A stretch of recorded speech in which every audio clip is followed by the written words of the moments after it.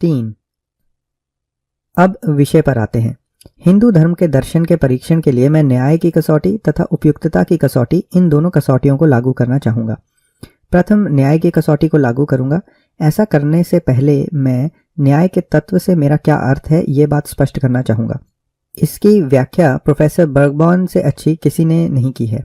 जैसा कि उन्होंने बताया है, न्याय का सिद्धांत एक सारभूत सिद्धांत है और उसमें लगभग उन सभी सिद्धांतों का समावेश है जो नैतिक व्यवस्था का आधार बने हैं।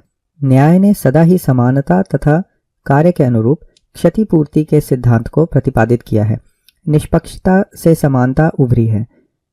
नियम और नियमन, न्यायपूर्ण और नीतिपरायणता, ये मूल्य के रूप में समानता से जुड़े हुए हैं। यदि सभी मनुष्य समान हैं तब वे सभी एक समान तत्व के हैं और यह समान तत्व उन्हें समान मौलिक अधिकार तथा समान स्वतंत्रता के योग्य बनाता है। संक्षेप में न्याय का दूसरा सरल नाम है स्वतंत्रता, समानता और भ्रातृत्व, और हिंदू धर्म को परखने के लिए मैं न्याय का इसी अर्थ में एक कसौटी के रूप में प्रयोग करूंगा। इनमें से कौन से सिद्धांत को हिंदू धर्म मान्य करता है? हम एक एक प्रश्न का विचार करें। क्या हिंदू धर्म समानता को स्वीकार करता है? इस प्रश्न से किसी के भी मन में तुरंत जाति व्यवस्था का विचार आता है। जाति व्यवस्था की एक विचित्र विशेषता ये है कि विभिन्न जातियां एक समान स्तर पर नहीं खड़ी हैं। ये वो व्यवस्था है जिसमें विभिन्न जातियों का स्थान एक दूसरे के ऊपर ऊर्ध्वाकार क्रम में निश्चित किया गया है। कदाचित मनु जाति के निर्माण के लिए जिम्मेदार ना हो, परंतु मनु ने वर्ण की पवित्रता का उपदेश दिया है। जैसा कि मैंने इससे पूर्व स्पष्ट किया है, वर्ण व्यवस्था जाति की जननी है और इस अर्थ में मनु जाति व्यवस्था का जनक ना भी हो, परंतु उसके पूर्वज होने का उस पर निश्चित ही आरोप लगाया जा सकता है। जाति व्यवस्था के संबंध में मनु का दोष क्या है, इसके बारे में चाहे जो स्थिति हो, परंतु इस बारे में कोई प्रश्न ही नहीं उठता कि श्रेणीकरण और कोटि निर्धारण का सिद्धांत प्रदान करने के लिए मनु ही जिम्मेदार है। मनु की इस योजना में ब्राह्मण का स्थान प्रथम श्रेणी पर है। उसके नीचे है क्षत्रिय, क्षत्रिय के नीचे है वैश्य, वैश्य के नीचे है शूद्र और शूद्र के नीचे है अतिशूद्र।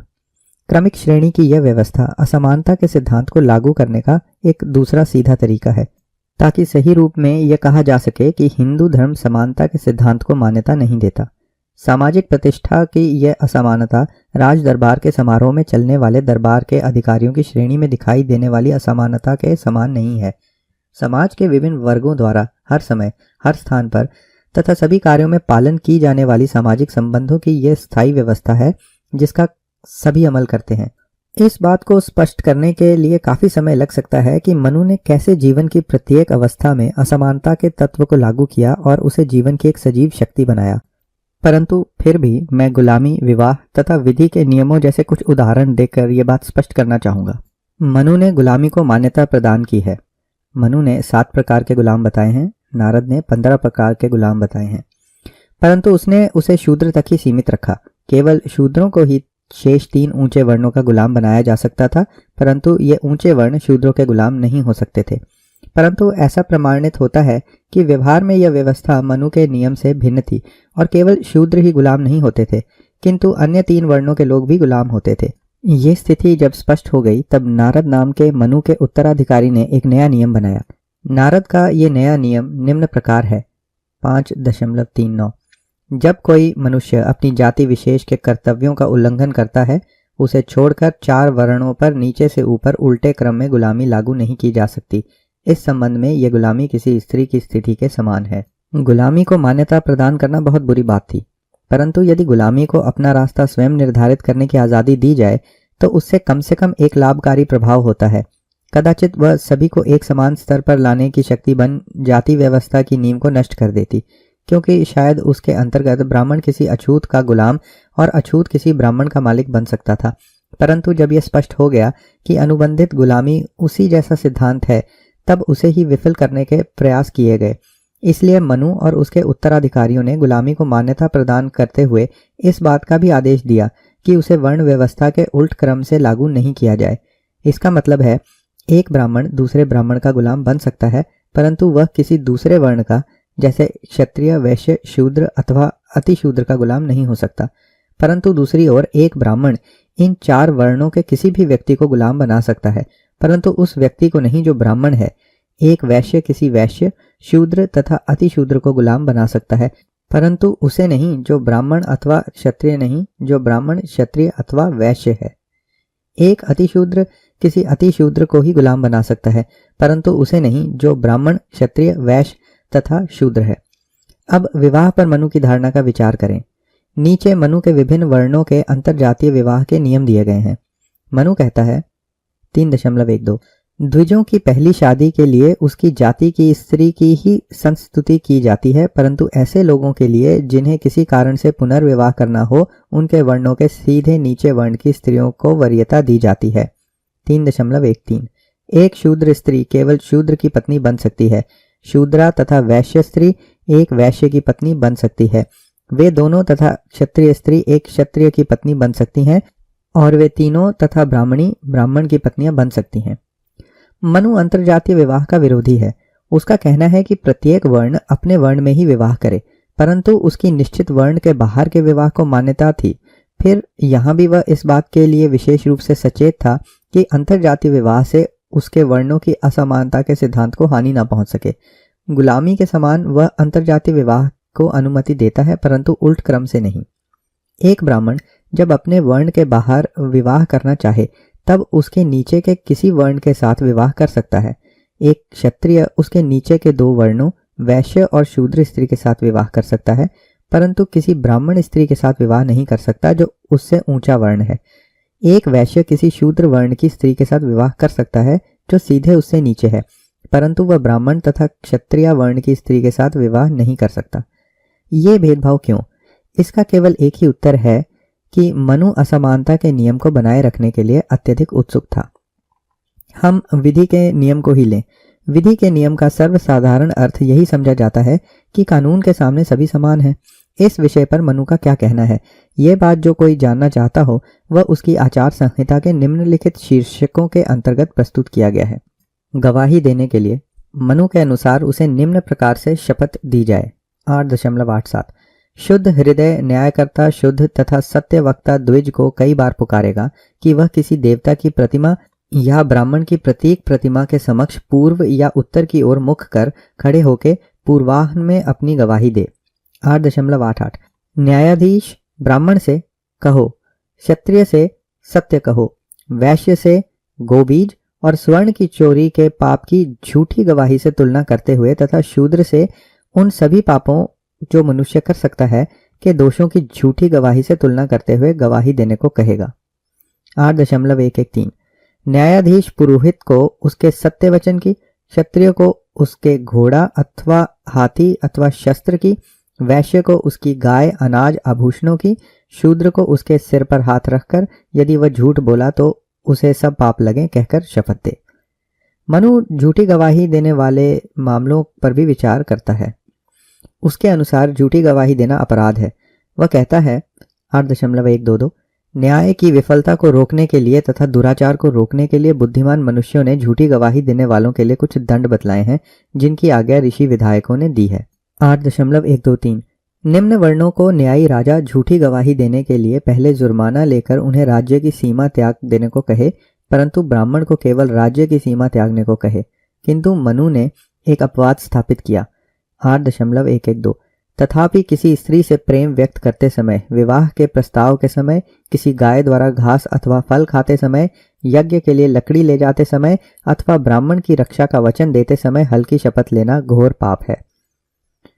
अपराधों के मसले चलाने के लिए उनकी स्थिति मनु के अध्यादेशों को जानने से स्पष्ट होती है, जिनका संबंध कुछ महत्वपूर्ण अपराधों से है। मानहानि के अपराध के लिए मनु कहता है 8.267 यदि कोई क्षत्रिय किसी पुरोहित की मानहानि करता है तो उस पर 100 पर्ण का जुर्माना किया जाएगा। यदि कोई वैश्य किसी पुरोहित की मानहानि करता है तो उस पर 150 या 200 पर्ण का जुर्माना किया जाएगा। लेकिन ऐसे किसी अपराध के लिए किसी शिल्पी या दास व्यक्ति को कोड़े लगाए जाएंगे। 8.268 यदि कोई पुरोहित किसी क्षत्रिय की मानहानि करे तो उस पर 50 पर्ण का जुर्माना किया जाएगा। यदि वह किसी वैश्य की मानहानि करता है तो उस पर 25 पर्ण का जुर्माना किया जाएगा तथा दास वर्ग के किसी व्यक्ति की भर्त्सना करने पर 12 पर्ण जुर्माना किया जाएगा। 8.270 यदि कोई शूद्र व्यक्ति किसी द्विज की घोर भर्त्सना करता है तो उसकी जीभ को काट दिया जाए, क्योंकि उसने ब्रह्मा के निम्नतम भाग से जन्म लिया है।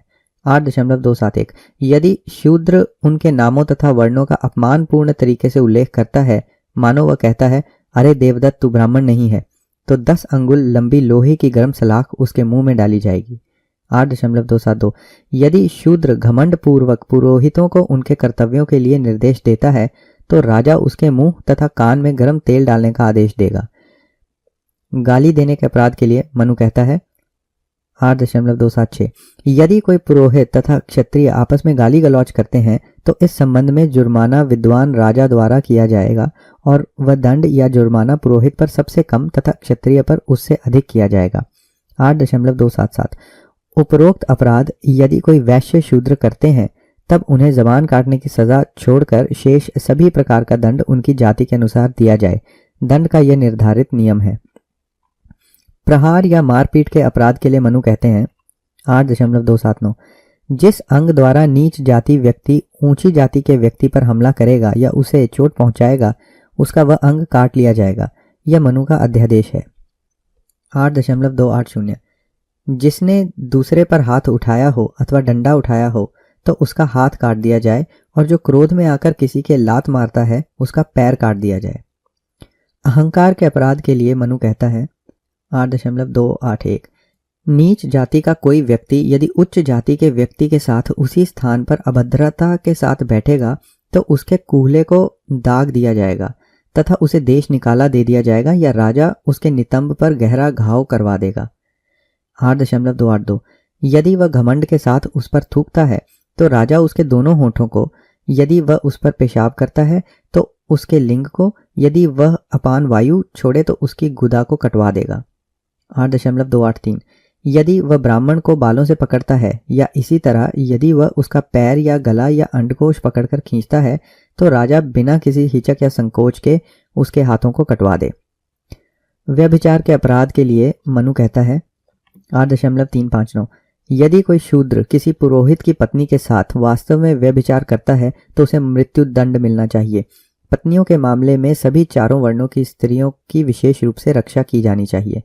8.366 यदि कोई शूद्र किसी उच्च जाति की युवती से प्यार करता है, तो उसे मृत्यु दंड मिलना चाहिए, परंतु यदि वह कोई समान वर्ग की कन्या से प्यार करता है, तो उसे उस कन्या से शादी करनी होगी, बशर्ते उस कन्या का पिता इसके लिए इच्छुक हो।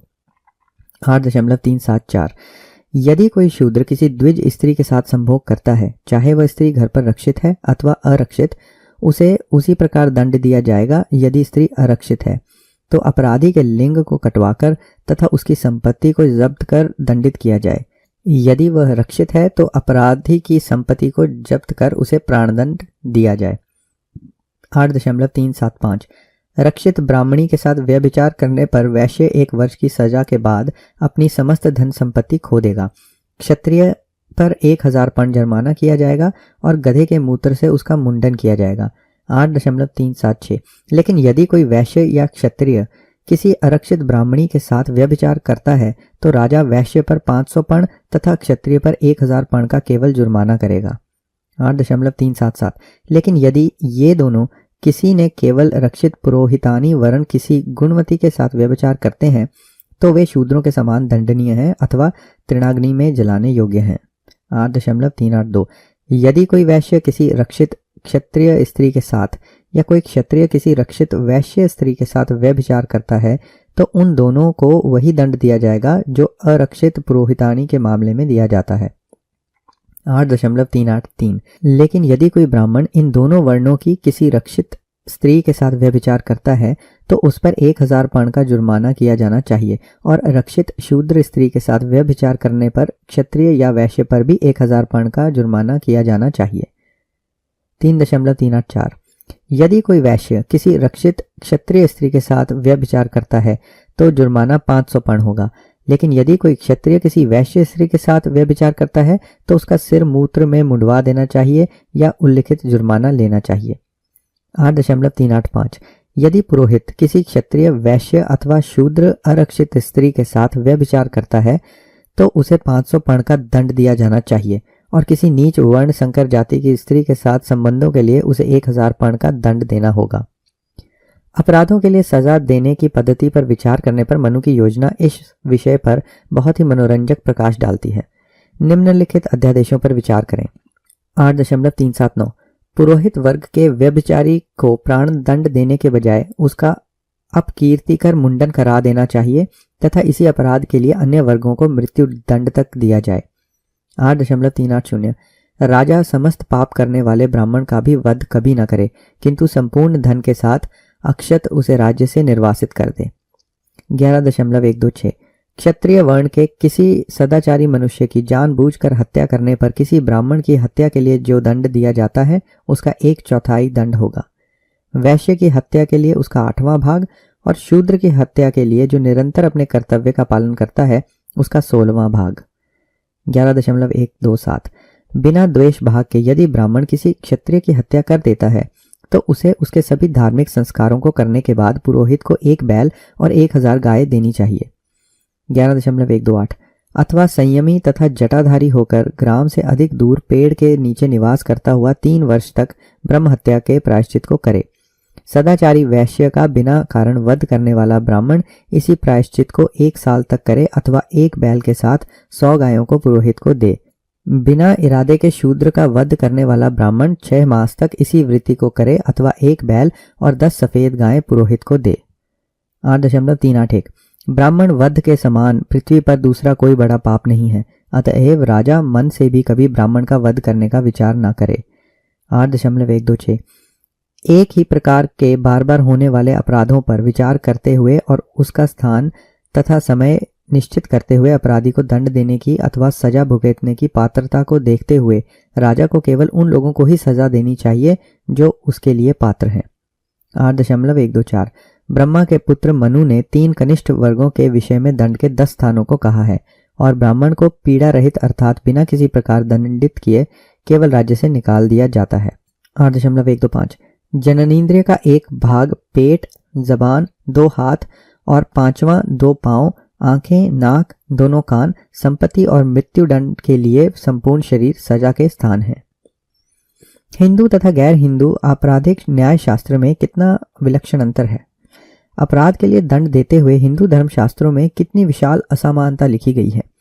न्यायदान की भावना भरे कानून में हमें 2 बातें मिलती हैं।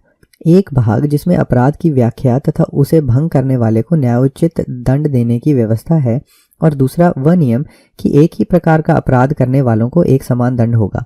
परंतु हम मनु में क्या देखते हैं? पहला, अविवेकी दंड देने की पद्धति। मनुष्य के शरीर के अवयवों जैसे पेट, जबान, नाक, आंखें, कान, जननेंद्रिय आदि को एक स्वतंत्र व्यक्तित्व मानकर तथा यह कहकर कि वे आज्ञा पालन नहीं करते, अपराध के लिए इन अवयवों को काटने की सजा दी जाती है मानो वे अपराध में शामिल हों। मनु के अपराध कानून की दूसरी विशेषता है सजा देने का अमानवीय स्वरूप, जिसका अपराध की गंभीरता से कोई संबंध नहीं है। परंतु इन सबसे अधिक मनु के कानून की विलक्षण विशेषता जो पूर्ण रूप से नग्न होकर उभरती है वो है एक अपराध के लिए सजा देने में असमानता। ये असमानता केवल अपराधी को सजा देने के लिए ही तैयार नहीं की गई है, परंतु जो लोग न्याय प्राप्त करने के लिए न्याय मंदिरों में जाते हैं उनके अस्तित्व तथा प्रतिष्ठा की रक्षा करने के लिए भी उसका निर्माण किया गया है। दूसरे शब्दों में सामाजिक असमानता जिस पर इसकी संपूर्ण योजना स्थित है उसे बनाए रखने के लिए कानूनों का निर्माण किया गया है। अब तक मैंने केवल ऐसे उदाहरण ही लिए हैं जो ये दर्शाते हैं कि मनु ने किस प्रकार से सामाजिक असमानता बनाने और उसे जारी रखने में मदद की।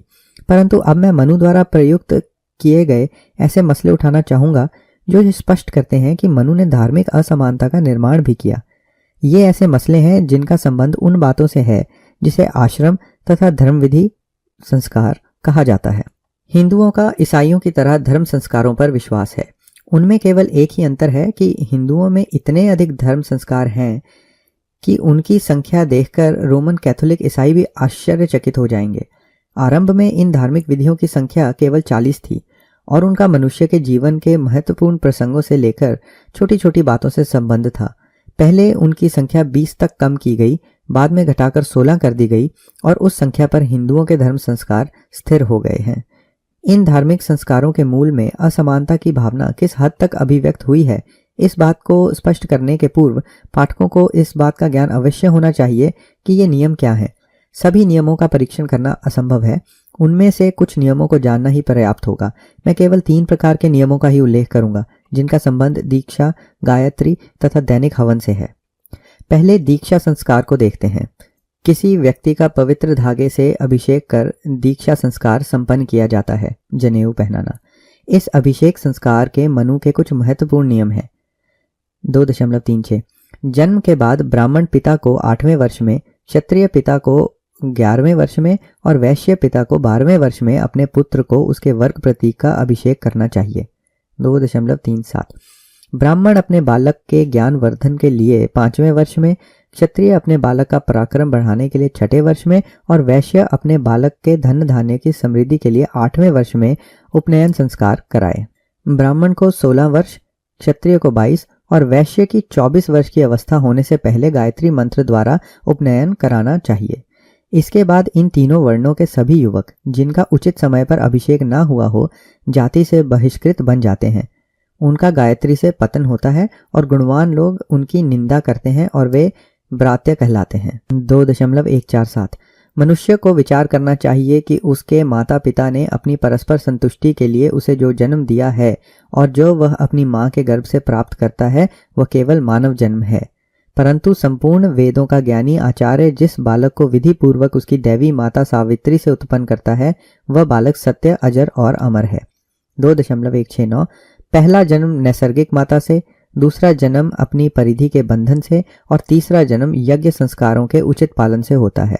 वेदों के अनुसार जिसे सामान्य रूप से द्विज कहा गया है, उनके ऐसे जन्म होते हैं। इनमें से उसका दैवी जन्म वह है जो परिधि के बंधन में तथा यज्ञ के धागे जनेऊ से होता है और इस जन्म में उसकी माता गायत्री होती है और पिता आचार्य होता है। अब हम गायत्री को देखते हैं। वह एक मंत्र अथवा एक विशेष आध्यात्मिक शक्ति की प्रार्थना है। मनु ने इसका इस प्रकार स्पष्टीकरण किया है। 2.76 ब्रह्मा ने एक पटक आदि तीनों वेदों से अ, उ तथा म ये 3 अक्षर पिरोकर निकाले, जिनके मिश्रण से 3 अर्थ एक ही पद्यांश के 3 गूढ़ शब्द भू, भुवः, स्वः बन गए, जिनका अर्थ है पृथ्वी, आकाश, स्वर्ग। प्राणियों के स्वामी ने तीनों वेदों से अचिंत्य रूप में एक के बाद एक 3 अवर्णनीय शब्द उन्नत किए, जो तत् शब्द से शुरू होते थे और उन्हें सावित्री अथवा गायत्री शीर्षक दिया गया। जो पुरोहित वेद जानता है और उसका सुबह शाम पठन करता है तथा उस पवित्र पाठ के पहले उन 3 शब्दों का उच्चारण करता है, उसे वेदों में निहित पुण्य प्राप्त होगा। और एक द्विज व्यक्ति जो इन तीनों अथवा ओम, व्याहृति एवं गायत्री का 1000 बार उच्चारण करेगा, उसे 1 माह के भीतर उसी प्रकार घोर अपराध से मुक्ति मिलेगी जिस प्रकार सांप केंचुली से मुक्त होता है। 2.80 पुरोहित, क्षत्रिय तथा वैश्य जो भी इन गूढ़ पाठों की उपेक्षा करेगा और उचित समय पर अपनी विशेष धार्मिक विधि नहीं करेगा, उसे सदाचारी लोग निंदनीय मानेंगे। महान अपरिवर्तनीय शब्दों के पहले उन 3 अर्थी अक्षरों को और उसके बाद गायत्री को, जिससे त्रिपदा बनती है, वेदों का मुख अथवा मुख्य भाग माना जाना चाहिए। जो कोई भी प्रतिदिन 3 वर्षों तक बिना उपेक्षा किए उन पवित्र पाठों का पाठन करेगा, उसे दैवी सार प्राप्त होगा और वह वायु की तरह मुक्त संचार कर सकेगा तथा उसे आकाश का रूप प्राप्त होगा। 3 अक्षरों का वह पद उस सर्वश्रेष्ठ का प्रतीक है। श्वास रोककर ईश्वर पर मन केंद्रित करना यह सर्वोच्च भक्ति है, परंतु गायत्री से बढ़कर श्रेष्ठ कुछ भी नहीं। सत्य को घोषित करना मौन को धारण करने से श्रेष्ठ है। 2.84 वेदों में निहित सभी संस्कार अग्नि को आहुति और पवित्र त्याग में समाप्त होते हैं, परंतु जो अमर्त्य है वह अक्षर ओम है, क्योंकि वह ईश्वर का प्रतीक है और जो प्रजापति है। उस पवित्र नाम का स्मरण करना या दोहराना किसी यज्ञ करने से 10 गुना श्रेष्ठ है, और जब यह नाम स्मरण कोई दूसरा व्यक्ति नहीं सुनता हो तब यही कार्य 100 गुना श्रेष्ठ बन जाता है, और जब इस नाम का मन ही मन में मानसिक रूप से स्मरण किया जाए तब वह 1000 गुना श्रेष्ठ होता है। विधि यज्ञों के सहित भी जो 4 पाक यज्ञ हैं, वे भी जप यज्ञ के 16वें भाग के बराबर नहीं है। अब दैनिक यज्ञ संस्कार देखें। 3.69 अनजाने में किए गए अपराधों का प्रायश्चित करने के लिए विद्वान ऋषियों ने प्रतिदिन घर में करने के लिए 5 महायज्ञ बताए हैं। 3.70 धर्मशास्त्रों का अध्ययन और अध्यापन वेदों के अनुसार यज्ञ है। अन्न और जल अर्पण करना पितृयज्ञ है। अग्नि को आहुति देना देवों के लिए यज्ञ है। सजीव प्राणी मात्र को चावल अथवा अन्य भोजन देना भूत यज्ञ है, और अतिथि पर आदर सत्कार करना यज्ञ है। इन पंच महायज्ञों को यथाशक्ति नहीं छोड़ने बाबा गृहस्थ आश्रम में रहता हुआ भी द्विज पंचसूना 5 पापों के दोष से निष्कलंक रहता है। इन पंच महायज्ञों को यथाशक्ति नहीं छोड़ने वाला गृहस्थ आश्रम में रहता हुआ भी द्विज पंचसूना 5 पापों के दोष से निष्कलंक रहता है। अब हम आश्रम प्रथा को देखें। आश्रम सिद्धांत हिंदू धर्म की एक खास विशेषता है। दूसरे किसी भी अन्य धर्म की शिक्षाओं में इस सिद्धांत ने कोई स्थान पाया हो ऐसा प्रतीत नहीं होता। आश्रम सिद्धांत के अनुसार जीवन को 4 अवस्थाओं में विभाजित किया गया है। ये 4 अवस्थाएं हैं ब्रह्मचर्य, गृहस्थ, वानप्रस्थ और संन्यास। ब्रह्मचर्य अवस्था में मनुष्य अविवाहित होता है और अपना सब समय शिक्षा तथा अध्ययन में व्यतीत करता है। इस अवस्था के समाप्त होने के बाद वह गृहस्थ में प्रवेश करता है, अर्थात वह विवाह करता है, परिवार का पालन पोषण करता है और भौतिक सुखों की ओर ध्यान देता है। उसके बाद वह तीसरी अवस्था में प्रवेश करता है और वानप्रस्थ कहलाता है। वानप्रस्थी के रूप में वह जंगल में जाकर साधु के रूप में जीवन व्यतीत करता है, परंतु वह अपने परिवार से संबंध विच्छेद नहीं करता अथवा संपत्ति से अपना अधिकार भी नहीं त्यागता। उसके बाद चौथी और अंतिम अवस्था आती है, वो है संन्यास की अवस्था, जिसका मतलब है कि ईश्वर की खोज में संसार का संपूर्ण त्याग करना। ब्रह्मचारी और गृहस्थ अवस्थाएं एक प्रकार से स्वाभाविक अवस्थाएं हैं। अंतिम 2 अवस्थाओं के बारे में केवल सिफारिश की जाती है, उसके बारे में कोई बंधन नहीं है। इस संबंध में मनु ने जो कुछ कहा है वह निम्न प्रकार है। 6.1 द्विज व्यक्ति जो नियमानुसार गृहस्थ का जीवन व्यतीत कर चुका है, दृढ़ संकल्प करते हुए तथा अपनी इंद्रियों पर नियंत्रण करते हुए जंगल में जाकर नीचे दिए गए नियमों का पालन करते हुए रह सकता है। 6.2 जब एक गृहस्थी देखे कि उसकी त्वचा झुर्रियों से भरने लगी है, उसके बाल सफेद होने लग जाएं और वह अपने पुत्रों के पुत्र देख ले, तब उसे जंगल में जाकर रहना चाहिए। 6.3 काश्तकारी से उत्पन्न अन्न का त्याग करते हुए, अपनी सभी वस्तुओं का त्याग करते हुए तथा अपनी पत्नी को पुत्रों के उत्तरदायित्व में सौंपकर अथवा उसे साथ लेकर वह जंगल में चला जाए।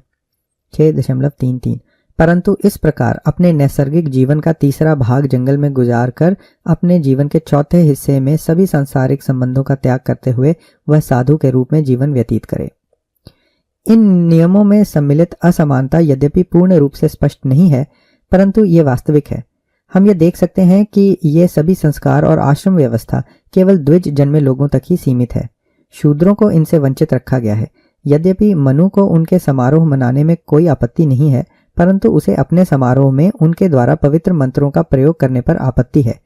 इस विषय पर मनु ने कहा है 10.127 वे शूद्र जो अपने संपूर्ण कर्तव्य निभाने को उत्सुक हैं और जानते हैं कि उन्हें निभाना चाहिए, वे अपने पारिवारिक धार्मिक संस्कारों में उत्तम लोगों का अनुसरण कर सकते हैं, परंतु पवित्र मंत्रों का पाठ किए बिना। केवल उन मंत्रों का उपयोग करें जिसमें नमस्कार तथा स्तुति का समावेश है, जिसमें उन्हें केवल प्रशंसा मिल सके परंतु उनके द्वारा कोई पाप ना हो। स्त्रियों के लिए निम्नलिखित मंत्र को देखें। 2.66 यज्ञोपवीत संस्कार को छोड़कर स्त्रियों को बाकी समारोह क्रियाएं अपनी आयु तथा क्रम से वेद पाठ किए बिना करनी चाहिए, जिससे उनका शरीर परिपूर्ण बन सके। मनु ने शूद्रों को धार्मिक संस्कार विधियों के लाभ से वंचित क्यों रखा? शूद्रों को सन्यासी बनने के लिए उसने जो निषेध किया है, यह बात भ्रमित करने वाली है। सन्यास का मतलब है कि आत्मत्याग और सभी सांसारिक सुखों का परित्याग। कानून की भाषा में सन्यास का अर्थ एक प्रकार से नागरिक जीवन की मृत्यु के समान होता है। इस तरह जब मनुष्य सन्यासी बन जाता है, उसी क्षण से उसे मृत मानकर उसका वारिस तुरंत उसके स्थान पर विराजमान होता है। अगर कोई शूद्र सन्यासी बन जाए तब उसके साथ भी यही स्थिति हो सकती है। ऐसी स्थिति में उस शूद्र को छोड़कर और किसी का कोई नुकसान नहीं हो सकता। फिर ये रोक क्यों? ये एक महत्वपूर्ण विषय है और धार्मिक विधि तथा सन्यास का महत्व तथा अर्थ स्पष्ट करने के लिए मैं मनु को ही यहाँ उद्धृत करना चाहूंगा। मनु के निम्नलिखित श्लोकों पर हम विचार करें।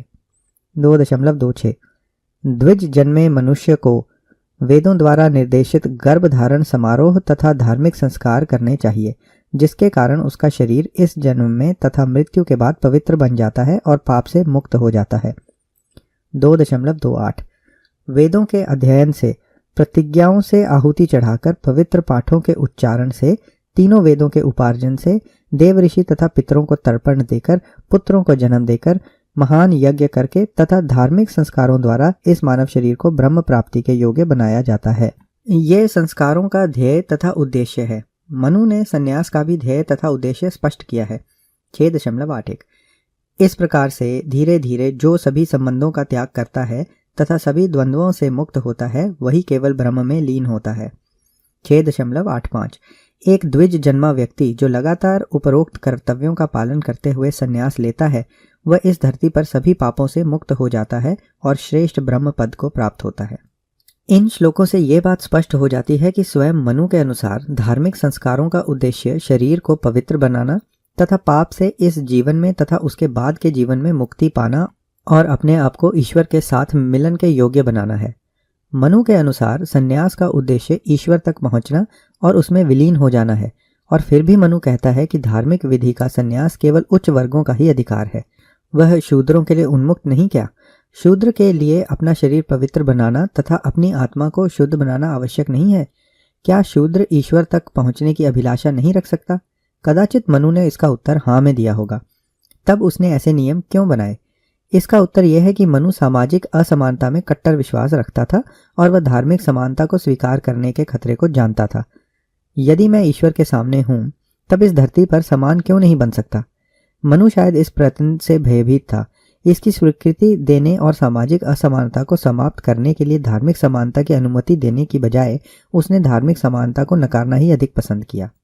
इस तरह से आपको हिंदू धर्म के दर्शन में सामाजिक तथा धार्मिक असमानता दोनों का समावेश मिलेगा। मनुष्य को अपने पापों से मुक्त होने के प्रयास को रोकना, मनुष्य को ईश्वर के समीप आने पर रोक। किसी भी बुद्धिमान व्यक्ति को ऐसे नियम घृणित और विकृत मस्तिष्क की निशानी लगने चाहिए। हिंदू धर्म केवल समानता को ही नकारता है ऐसा नहीं है, परंतु वह मानव व्यक्तित्व की पवित्रता को ही नकारता है। यह इसका एक चकित कर देने वाला उदाहरण है। बात यहीं समाप्त नहीं होती, क्योंकि मनु केवल मानव व्यक्तित्व को अमान्य करने पर ही नहीं रुका। उसने जानबूझकर मानव व्यक्तित्व का अधःपतन किया। हिंदू धर्म के दर्शन के इस पहलू को स्पष्ट करने के लिए मैं केवल 2 उदाहरण देता हूँ। जो लोग जाति व्यवस्था का अध्ययन करते हैं वे उसकी जाति उत्पत्ति के बारे में पूछताछ करें। यह स्वाभाविक है। जाति व्यवस्था का जनक होने के कारण विभिन्न जातियों की उत्पत्ति के लिए मनु को स्पष्टीकरण देना होगा। मनु ने इसकी उत्पत्ति क्या बताई है? इसका स्पष्टीकरण सरल है। वह कहता है कि मूल 4 वर्गों को छोड़कर सभी शेष जातियां उनसे ही जन्मी हैं। वह कहता है कि ये जातियां मूल 4 वर्णों के स्त्री पुरुषों के बीच होने वाले अविवाहित संबंधों तथा व्यभिचार की उपज हैं।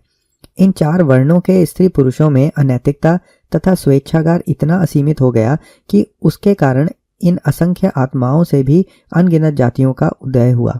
मनु ने इन 4 मूल वर्णों की स्त्री पुरुषों के चरित्र पर बिना सोचे विचारे वे असभ्य आरोप लगाए, क्योंकि अगर चांडाल, अछूतों का पुराना नाम, ब्राह्मण स्त्री और वैश्य पुरुष के व्यभिचार का परिणाम है, तो ये बात स्पष्ट है कि चांडालों की इतनी बड़ी संख्या देखकर यह माना जाएगा कि प्रत्येक ब्राह्मण स्त्री वेश्या तथा दुराचारिणी भी और प्रत्येक वैश्य पुरुष सब कुछ छोड़कर व्यभिचारी जीवन व्यतीत करता था।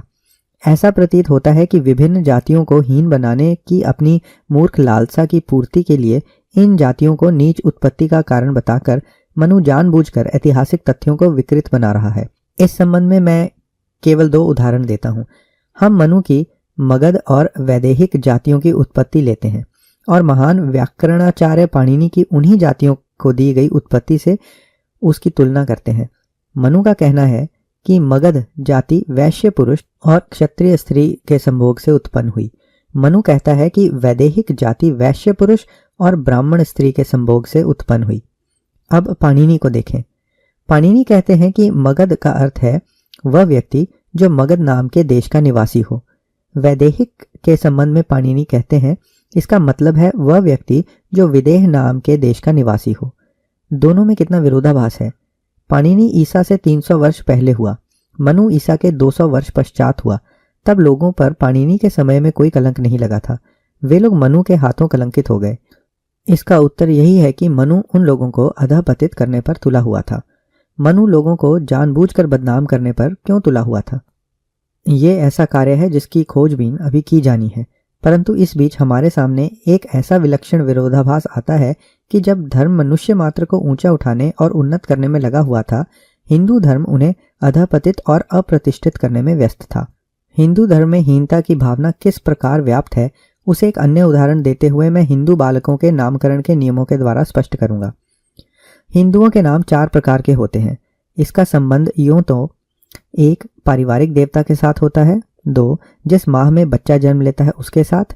3. जिन ग्रह नक्षत्रों में बच्चा जन्म लेता है उसके साथ। अथवा 4. पूर्ण रूप से प्रासंगिक अर्थात व्यवसाय के साथ होता है। मनु के अनुसार हिंदू का प्रासंगिक नाम 2 भागों का होना चाहिए और मनु यह भी निर्देश देता है कि पहला भाग तथा दूसरा भाग किन बातों को दर्शाए। ब्राह्मण के नाम का दूसरा भाग ऐसा शब्द हो जो आनंद व्यक्त करे, क्षत्रिय का ऐसा हो जो रक्षा व्यक्त करे, वैश्य के लिए ऐसा शब्द हो जो संपन्नता व्यक्त करे और शूद्र के लिए ऐसा शब्द हो जो सेवा व्यक्त करे। इसके अनुसार ब्राह्मणों के लिए शर्मा यानी प्रसन्नता अथवा देव यानी ईश्वर, क्षत्रिय के लिए राजा यानी अधिकार अथवा वर्मा यानी शस्त्र, वैश्यों के लिए गुप्ता यानी दान अथवा दत्ता यानी दानकर्ता और शूद्रों के लिए दास यानी सेवा। ये शब्द नामों का दूसरा भाग बने हैं। नाम के पहले भाग के संबंध में मनु कहता है कि ब्राह्मण के लिए वह शुभ सूचक हो और वैश्य के लिए संपत्ति का सूचक हो, परंतु शूद्र के लिए मनु कहता है कि उसके नाम का पहला भाग कोई ऐसा शब्द होना चाहिए जो घृणा योग्य हो। जो लोग ऐसा दर्शन अविश्वसनीय मानते हैं वे शायद इन बातों के वास्तविक संदर्भ जानने चाहेंगे। मैं मनुस्मृति से निम्नलिखित कुछ श्लोकों को उद्धृत करता हूँ। नामकरण समारोह के लिए मनु कहता है 2.30 पिता को बच्चे के जन्म के बाद 10वें अथवा 12वें दिन अथवा शुभ ग्रह के अवसर पर अथवा शुभ तिथि पर नामधेय बच्चे का नामकरण संस्कार करना चाहिए। ब्राह्मण के नाम का पहला भाग शुभ सूचक होना चाहिए। क्षत्रिय के नाम का शक्ति के साथ संबंध हो और वैश्य का संपत्ति के साथ, परंतु शूद्र के नाम का पहला भाग कोई ऐसा हो जो घृणा व्यक्त करे। 2.32 ब्राह्मण के नाम का दूसरा भाग ऐसा शब्द हो जो प्रसन्नता व्यक्त करे, क्षत्रिय का नाम रक्षा व्यक्त करे, वैश्य का समृद्धि और शूद्र का सेवा व्यक्त करे। किसी शूद्र का नाम उच्च भावना का प्रतीक हो यह बात मनु सहन नहीं कर सकता। शूद्र वास्तविक स्थिति में तथा नाम से भी घृणित होना चाहिए। हिंदू धर्म किस प्रकार से सामाजिक तथा धार्मिक दोनों ही समानताओं को नकारता है और यह किस प्रकार से मानव व्यक्तित्व के अधःपतन का प्रतीक है, इस बात को स्पष्ट करने के लिए हमने बहुत कुछ कहा है। क्या हिंदू धर्म स्वतंत्रता को मान्यता देता है? स्वतंत्रता को वास्तविक बनाने के लिए उसके साथ कुछ सामाजिक शर्तें भी जुड़ी होनी चाहिए। प्रथम, सामाजिक समानता का होना आवश्यक है। विशेष अधिकार से सामाजिक कार्यों का संतुलन उन पर अधिकार रखने वालों के पक्ष में झुक जाता है। नागरिकों के सामाजिक अधिकारों में जितनी अधिक समानता होगी, अपनी स्वतंत्रता को अपना लक्ष्य प्राप्त करना है तो यह आवश्यक है कि समानता हो। दूसरे, आर्थिक सुरक्षा होनी चाहिए। मनुष्य को अपनी रुचि के व्यवसाय का चयन करने की स्वतंत्रता होनी चाहिए और यदि उसे रोजगार की सुरक्षा न हो तो वह मानसिक तथा शारीरिक गुलामी का शिकार बन जाता है, जो स्वतंत्रता की मूल भावना के ही प्रतिकूल है। भविष्य के प्रति निरंतर भय, होने वाली हानि की आशंका, सुख और सौंदर्य की प्राप्ति के लिए किए गए प्रयास की विफलता, इस सब से ये बात स्पष्ट होती है कि आर्थिक सुरक्षा के बिना स्वतंत्रता निरर्थक है। व्यक्ति स्वतंत्र होते हुए भी स्वतंत्रता के उद्देश्य को समझने में असमर्थ हो सकता है। तीसरे, ज्ञान का सब लोगों के लिए उपलब्ध होना आवश्यक है। इस जटिल संसार में मनुष्य हमेशा संकटों से घिरा रहता है और उसके लिए अपनी स्वतंत्रता खोए बगैर अपना रास्ता तय करना जरूरी है। जब तक मन को स्वतंत्रता का उपयोग करने की शिक्षा न दी जाए तब तक स्वतंत्रता का कोई मूल्य ही नहीं रहता। इस तथ्य को ध्यान में रखते हुए शिक्षा प्राप्त करने का मनुष्य का अधिकार उसकी स्वतंत्रता के लिए मूलभूत अधिकार बन जाता है। मनुष्य को ज्ञान से वंचित रखकर आप उसे अनिवार्य रूप से उन लोगों का गुलाम बना देंगे जो उससे अधिक सौभाग्यशाली हैं। ज्ञान से वंचित रखने का मतलब है उस शक्ति को नकारना जिससे स्वतंत्रता का महान उद्देश्यों के लिए उपयोग किया जाता है। एक अज्ञानी मनुष्य स्वतंत्र हो सकता है परंतु वह अपनी स्वतंत्रता का उपयोग नहीं कर सकता जिससे कि वह अपनी प्रसन्नता के प्रति आश्वस्त हो सके। हिंदू धर्म इनमें से कौन सी कसौटियों की पूर्ति करता है? हिंदू धर्म किस प्रकार से समानता को नकारता है, यह बात हमने पहले ही स्पष्ट की है। वह विशेष अधिकार और असमानता को स्वीकार करता है। इस प्रकार हिंदू धर्म में स्वतंत्रता की आवश्यक प्रथम कसौटी इसकी अनुपस्थिति प्रकट करना है। आर्थिक सुरक्षा के संबंध में हिंदू धर्म में 3 बातें दिखाई देती हैं। प्रथम, हिंदू धर्म व्यवसाय की स्वतंत्रता को नकारता है। मनु की योजना में प्रत्येक मनुष्य के लिए उसके जन्म के पहले ही व्यवसाय निश्चित कर दिया गया है। हिंदू धर्म में इसके चयन का कोई अवसर नहीं है। जो व्यवसाय पूर्व निश्चित किए जाते हैं उनका मनुष्य की योग्यता और पसंद के साथ कोई संबंध नहीं है। दूसरे, हिंदू धर्म मनुष्य को दूसरों द्वारा चुने गए उद्देश्य की पूर्ति के लिए कार्य करने के लिए बाध्य करता है। मनु शूद्र से कहता है कि उसका जन्म ऊंचे वर्णों की सेवा करने के लिए हुआ है। मनु उनको उसी को अपना आदर्श बनाने के लिए बाध्य करता है। मनु द्वारा बनाए निम्नलिखित नियमों को हम देखें। 10.121 अगर कोई शूद्र ब्राह्मण की सेवा करते हुए अपना पालन पोषण नहीं कर सकता तब वह क्षत्रिय की सेवा कर सकता है अथवा किसी धनी वैश्य की भी सेवा करके अपना पालन पोषण कर सकता है। 10.122 परंतु शूद्र को ब्राह्मण की सेवा करनी चाहिए।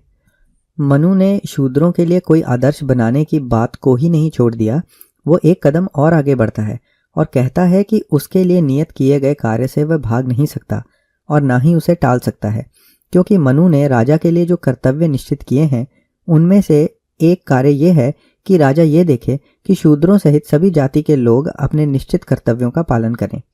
8.410 राजा प्रत्येक वैश्य को उसका व्यवसाय करने की अथवा पैसा उधार देने की अथवा खेती करने की अथवा पशुपालन की और शूद्र जाति के प्रत्येक मनुष्य को द्विज की सेवा करने की आज्ञा दे। 8.418 पूर्ण रूप से जागृत तथा सचेत होकर राजा आदेश दे कि वैश्य तथा शूद्र अपने अपने कर्तव्यों का पालन करें, क्योंकि जब ये लोग अपने कर्तव्यों का पालन करना छोड़ देते हैं तब सारा संसार भ्रम में पड़ जाता है। कर्तव्य का पालन न करना अपराध माना गया था, जिसके लिए कानून के अनुसार राजा दंड देता था। 8.335 यदि पिता, शिक्षक, मित्र, माता, पत्नी, पुत्र, घरेलू पुरोहित अपने अपने कर्तव्य का दृढ़ता व सच्चाई के साथ निष्पादन नहीं करते हैं तो इनमें से किसी को भी राजा द्वारा बिना दंड के नहीं छोड़ा जाना चाहिए। 8.336 जिस अपराध में साधारण व्यक्ति एक पण से दंडनीय है उसी अपराध के लिए राजा सहस्त्रपण से दंडनीय है, ऐसा शास्त्र का निर्णय है। उसे यह दंड राशि पुरोहित को या नदी को भेंट करनी चाहिए। इन नियमों की आध्यात्मिक तथा आर्थिक दो प्रकार की विशेषताएं हैं। आध्यात्मिक अर्थ से ये नियम गुलामी के दर्शन की रचना करते हैं। जिन लोगों को गुलामी के केवल बाह्य वैधानिक अर्थ की जानकारी है और इसके अंतर्निहित अर्थ का ज्ञान नहीं है, उन्हें संभवतः ये चीज स्पष्ट ना हो। इसके आंतरिक अर्थ के अनुसार प्लेटो ने जैसा परिभाषित किया है, गुलाम ऐसा व्यक्ति है जो दूसरों से उन उद्देश्यों को स्वीकार करता है जो उसके आचरण को नियंत्रित करते हैं। इस अर्थ से एक गुलाम की अपनी कोई नियति नहीं है, वह केवल दूसरों की इच्छा पूर्ति का एक साधन है। इस बात को समझने पर स्पष्ट हो जाता है कि शूद्र गुलाम है। नियमों के आर्थिक महत्व के संदर्भ में ये नियम शूद्रों की आर्थिक स्वतंत्रता पर बंधन डालते हैं। मनु कहता है कि शूद्र केवल सेवा करें। इस बात में शिकायत करने योग्य ज्यादा कुछ ना हो, परंतु गलती वहां है जहां नियम दूसरों की सेवा करने को कहता है। वह अपनी सेवा नहीं कर सकता, जिसका मतलब है कि वह आर्थिक स्वतंत्रता प्राप्त नहीं कर सकता। उसे हमेशा के लिए दूसरों पर आर्थिक दृष्टि से निर्भर रहना पड़ेगा। जैसा मनु ने कहा है 1.91 ब्रह्मा ने शूद्र को एक सबसे प्रमुख कार्य सौंपा है, वह है बिना किसी उपेक्षा भाव के उक्त 3 वर्णों की सेवा करना। तीसरे स्थान पर शूद्रों के लिए हिंदू धर्म में संपत्ति संचित करने के लिए कोई अवसर नहीं है। शूद्रों को उनकी सेवा करने के लिए तीनों उच्च वर्णों द्वारा वेतन देने के संबंध में मनु के नियम बहुत ही आदर्शात्मक हैं। शूद्रों को वेतन देने के प्रयत्न पर मनु कहता है 10.124 शूद्र की क्षमता, उसका कार्य तथा उसके परिवार में उस पर निर्भर लोगों की संख्या को ध्यान में रखते हुए वे लोग उसे अपनी पारिवारिक संपत्ति से उचित वेतन दें। 10.125 शूद्र को जूठा भोजन, पुराने वस्त्र, अन्न का युवाल तथा पुराने बर्तन आदि देने चाहिए। ये मनु का वेतन संबंधी कानून है। ये न्यूनतम वेतन का कानून नहीं, ये अधिकतम वेतन का कानून है। ये एक ऐसा लौह कानून भी था जिसे इतने निम्न स्तर पर निश्चित किया गया था कि शूद्र के संपत्ति एकत्रित करने और आर्थिक सुरक्षा प्राप्त करने का कोई खतरा नहीं था। परंतु मनु किसी प्रकार की अनिश्चितता नहीं छोड़ना चाहता था और इसलिए उसने बहुत विस्तार में शूद्रों के संपत्ति एकत्रित करने पर प्रतिबंध लगाया। वह दृढ़ता के साथ कहता है 10.129 शूद्र धन संचय करने की स्थिति में हो फिर भी ऐसा ना करे, क्योंकि जो शूद्र धन संचय करता है वह ब्राह्मण को दुख पहुंचाता है। इस प्रकार हिंदू धर्म में व्यवसाय चयन के लिए अनुमति नहीं है उसमें आर्थिक स्वतंत्रता नहीं है और कोई आर्थिक सुरक्षा भी नहीं है। आर्थिक दृष्टि से शूद्र की स्थिति बहुत ही कमजोर है। ज्ञान के प्रसार के लिए दो कसौटियों का पूर्व नियोजित होना आवश्यक है। औपचारिक शिक्षा का होना आवश्यक है, साक्षरता का होना भी आवश्यक है। इन दोनों के बगैर शिक्षा का प्रसार नहीं हो सकता। औपचारिक शिक्षा के बगैर किसी भी विषय से संबंधित संग्रहित विचारों तथा अनुभवों का युवा पीढ़ी तक पहुंचना संभव नहीं है और ये विचार तथा अनुभव उन्हें तब तक नहीं मिल सकते जब तक हम उनको दूसरों के साथ अनौपचारिक संबंध बनाकर शिक्षा प्राप्त करने के लिए छोड़ नहीं देते।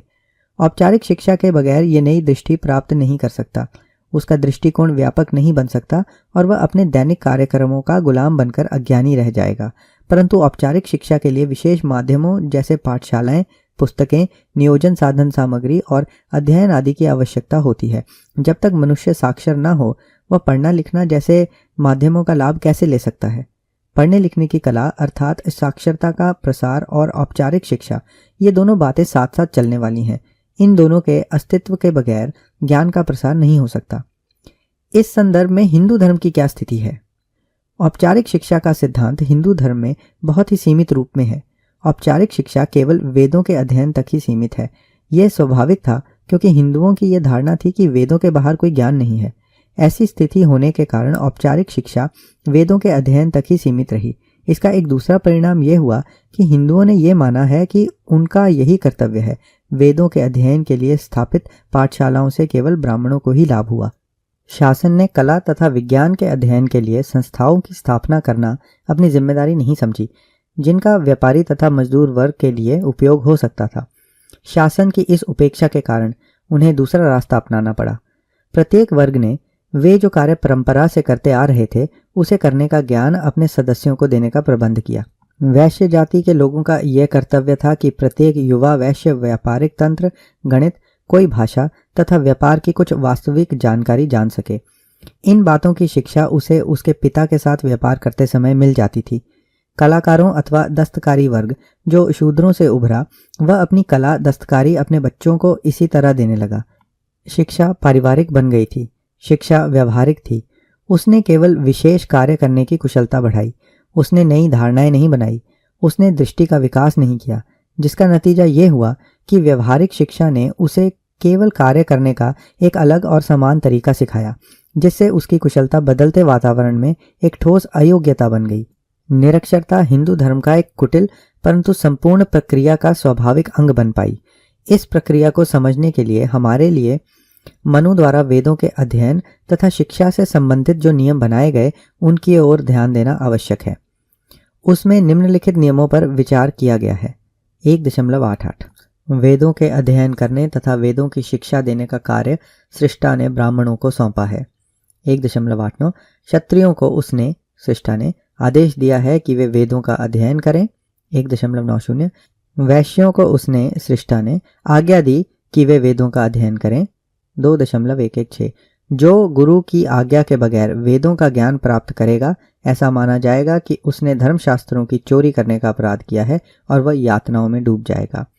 4.99 द्विज शूद्रों की उपस्थिति में वेदों का अध्ययन न करें। 9.18 स्त्रियों को वेदों के श्लोकों से कोई सरोकार नहीं है।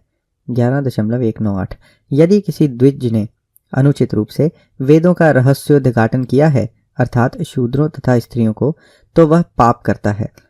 1 वर्ष जौ का आहार करके अपने पाप का प्रायश्चित करता है। इन श्लोकों में 3 भिन्न भिन्न प्रस्तावों का समावेश है।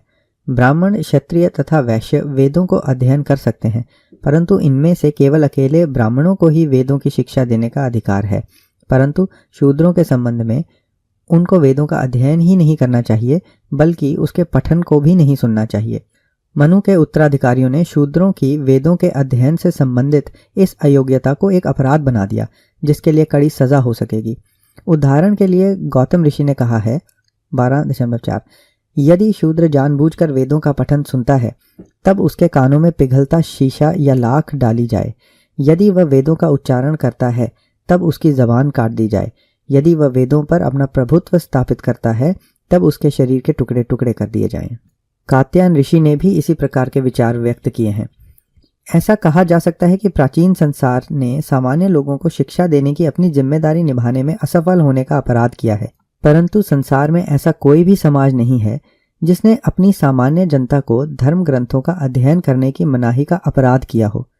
किसी भी समाज ने कभी भी अपनी सामान्य जनता पर शिक्षा प्राप्त करने पर प्रतिबंध लगाने का अपराध नहीं किया है। किसी भी समाज ने ऐसी चेष्टा नहीं की। केवल मनु ही एक ऐसा दैवी कानून बनाने वाला व्यक्ति है जिसने सामान्य जन के ज्ञान के अधिकार को नकारा। परंतु मैं इस पर अधिक चर्चा नहीं कर सकता।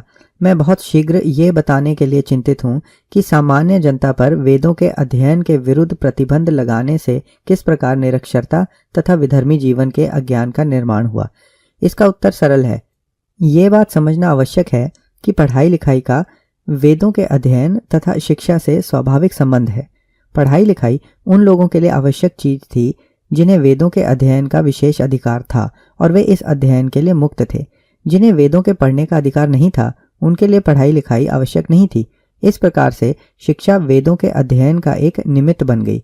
नतीजा ये हुआ कि वेद के अध्ययन तथा शिक्षा से संबंधित सिद्धांत पढ़ाई लिखाई की कला पर भी लागू हो गया। जिन लोगों को वेदों के अध्ययन का अधिकार था उन लोगों को ही पढ़ने लिखने का अधिकार प्राप्त हुआ। जिन लोगों को वेद के अध्ययन का अधिकार नहीं था उन लोगों को पढ़ने लिखने के अधिकार से भी वंचित रखा गया।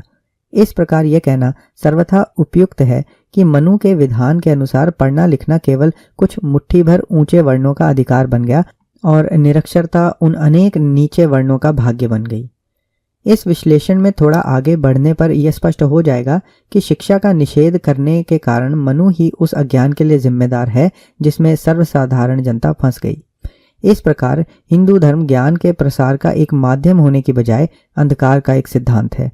इन तथ्यों पर विचार करते हुए हम ये कह सकते हैं कि स्वतंत्रता की उन्नति के लिए जिन स्थितियों की आवश्यकता होती है हिंदू धर्म उनके विरुद्ध है, इसलिए वह स्वतंत्रता को नकारता है।